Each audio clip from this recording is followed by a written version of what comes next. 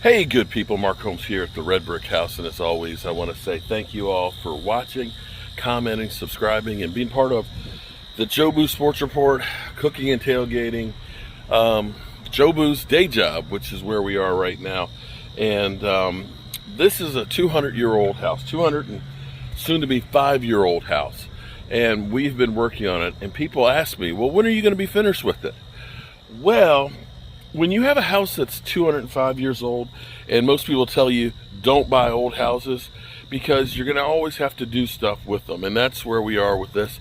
I'll probably be working on this house till the day I die. But as far as being able to be livable, it is more than livable. It's very, very comfortable. It's actually a fall day right now. It's probably about 50s with a slight breeze. So it is a little on the chilly side, but having the HVAC systems here, it's nice and toasty inside.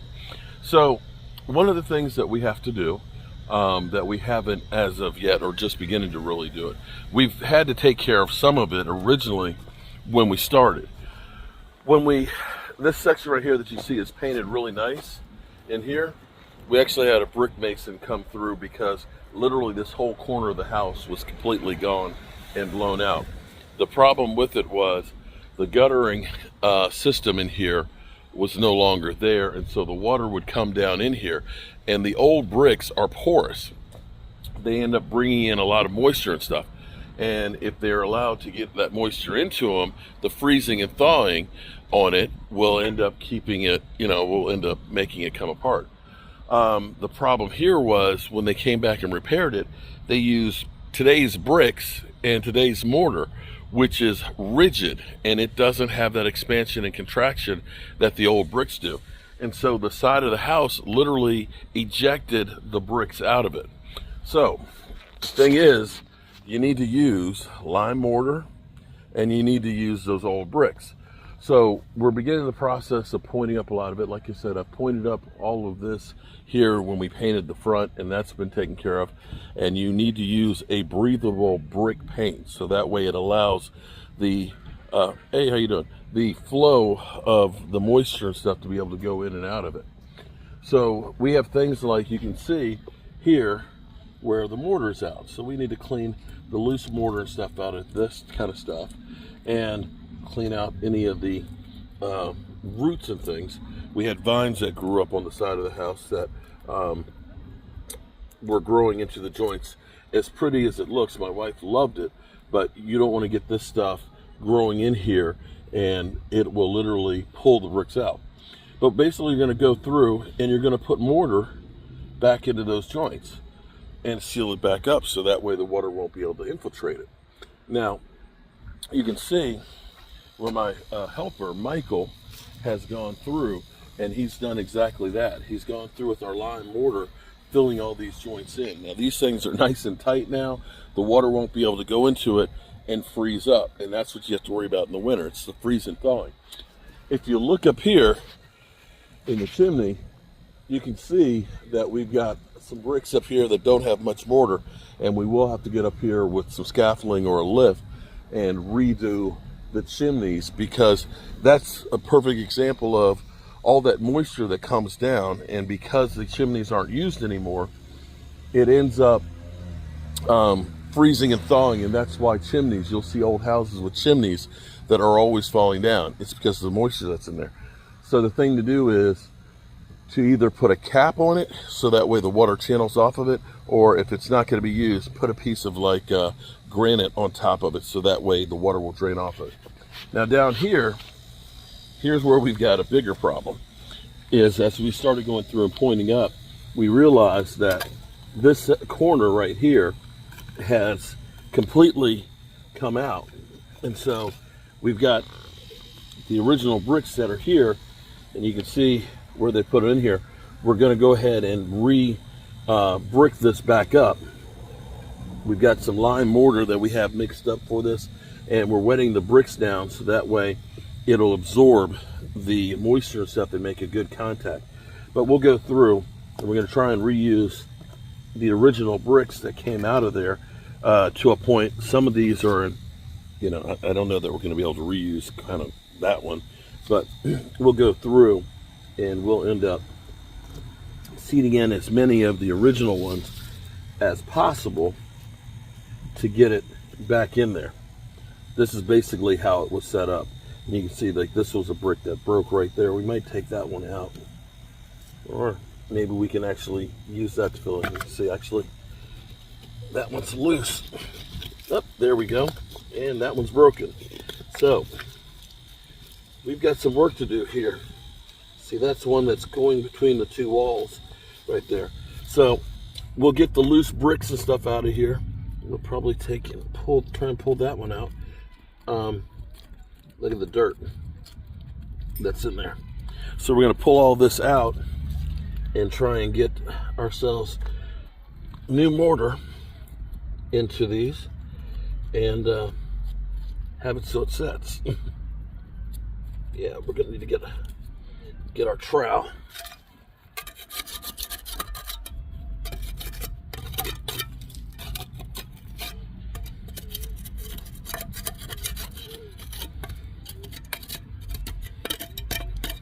Definitely need to wet all this down. So you can see the roots in here. You don't want that.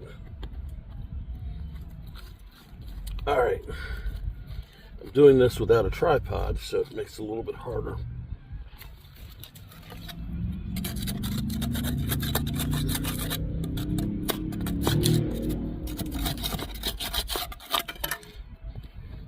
See, this is the lock. You put those in sideways to lock it in place. So, all right, we got our work cut out for us. You've got to go ahead and get this mortar and stuff put in here. This is called the brick lock, which means it's going in there to cross tie the two walls together. And the one that was there, it pitted out and broke, so we're going to replace that one. And you can see this old brick right here. This is handmade, hand-fired brick. You can see the cracks and stuff in here, but it's still a really good brick. We're using lime mortar, and I don't have my mud pan here. It's over in the garage, but I've got some of this mixed up, and you can see how the mortar is literally sticky. This is basically just sand and hydrated lime mixed together, 3 to 1. So what we're going to do is we're going to get a nice little bed in here for that brick, that cross tie.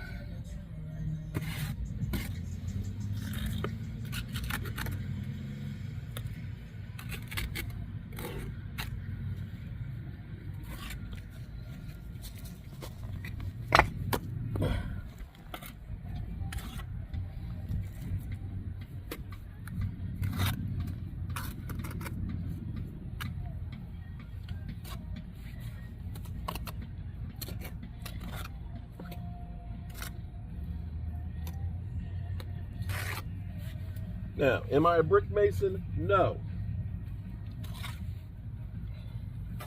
But I do the best I can.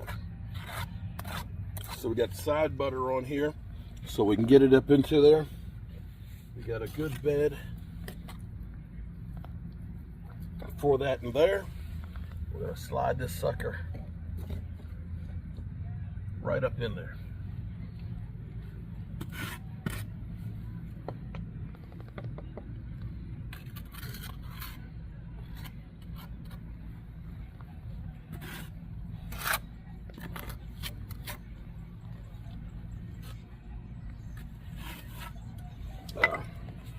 This is my point-up trowel.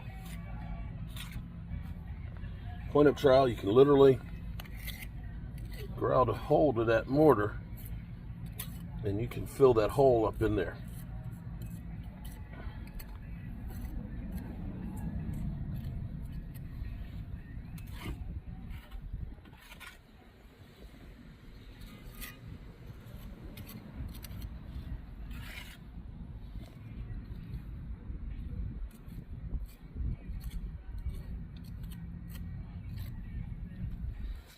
Voila.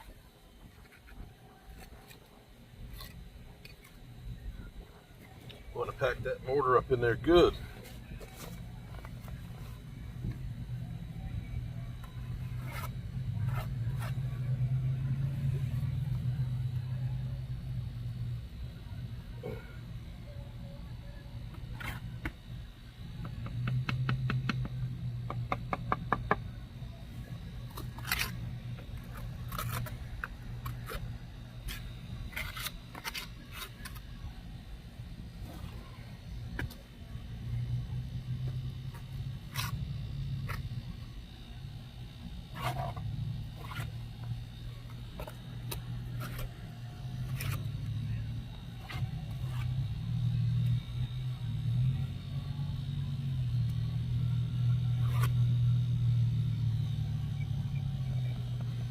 see. Was it this one? I think it was this one. Yep, it's that one.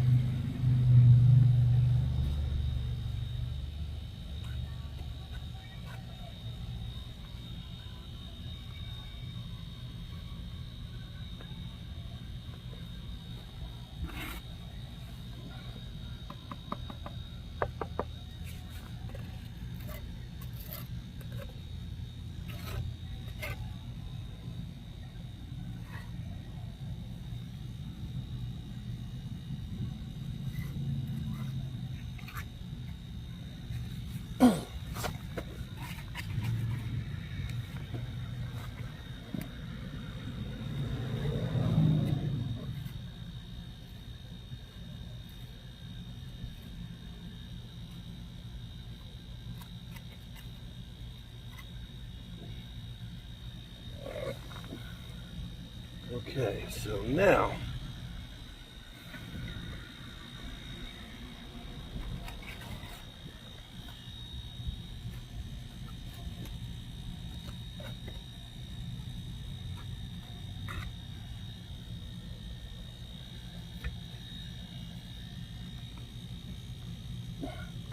damn.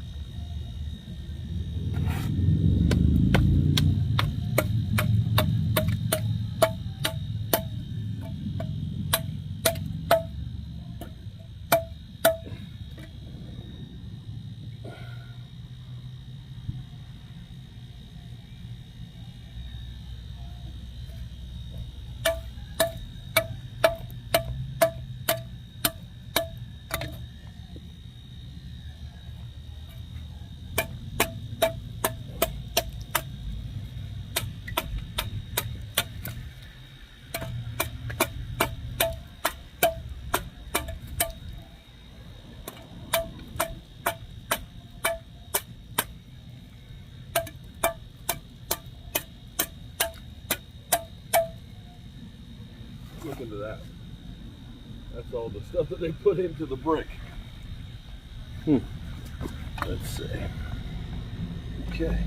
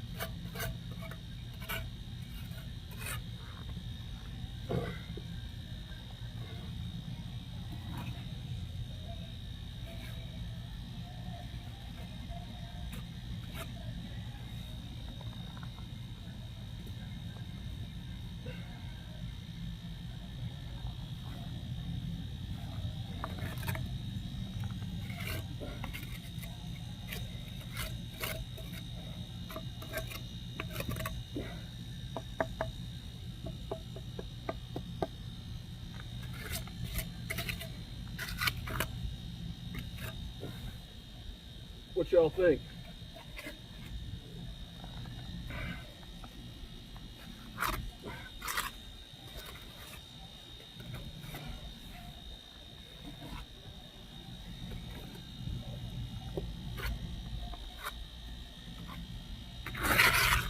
Yeah, I'm messy.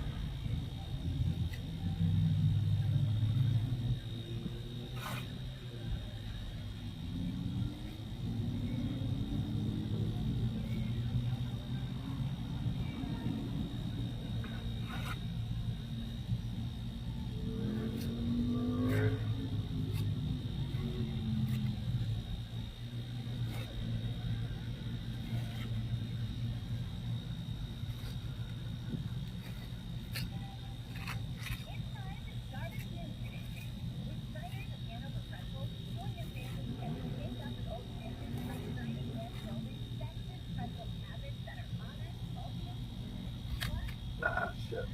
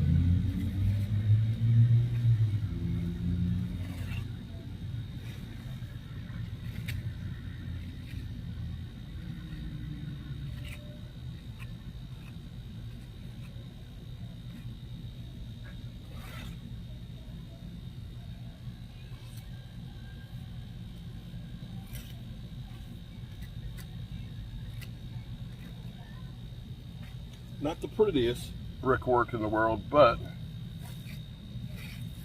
it'll help it last for another 200 years.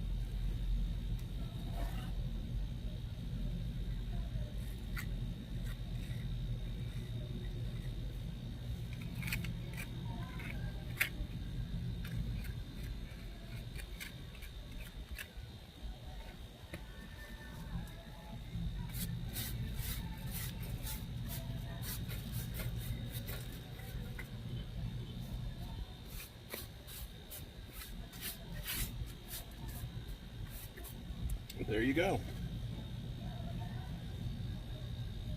What do you think?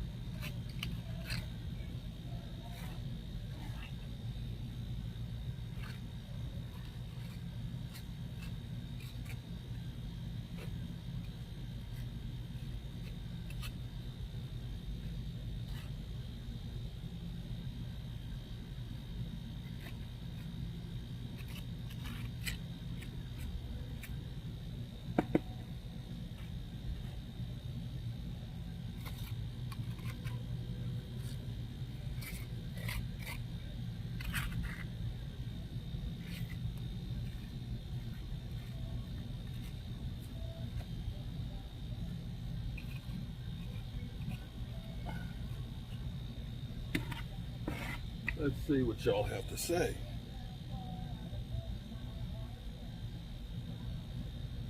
Aisha Robinson, how you doing? Pickleball in an hour. Actually love playing. Never saw somebody trim bricks. How? Let's see. With a trowel. Different, but about that's honestly that's how old school bricklayers do it. They trim it with the trowel.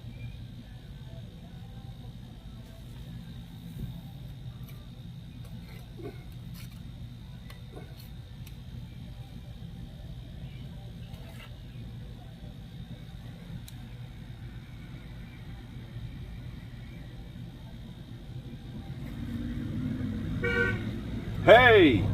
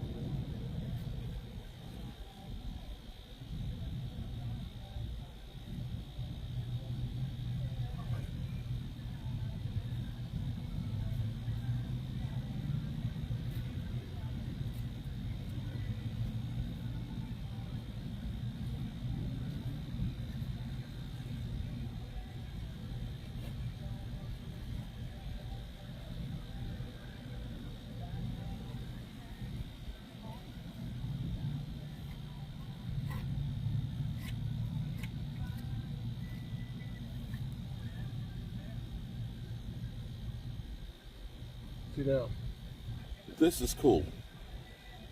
See this point up trowel? This is when you know that you have the mortar right, that it literally sticks to the point up trowel.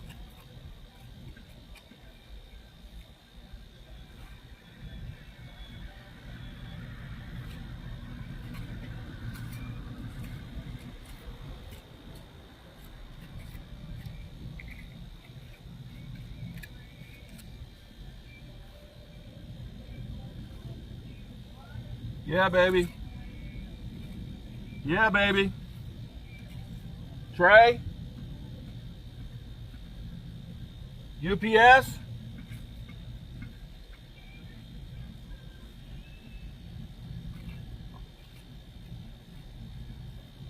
Got a message from Amanda. What? Don't tell me it's backed up. Yeah, it's live. Is it backed up? What? Okay. All right. All right, good people. I'm going to put the camera back up for this. I got to go do something real quick, and we'll be back. Better? Yeah, please. Yeah, I am.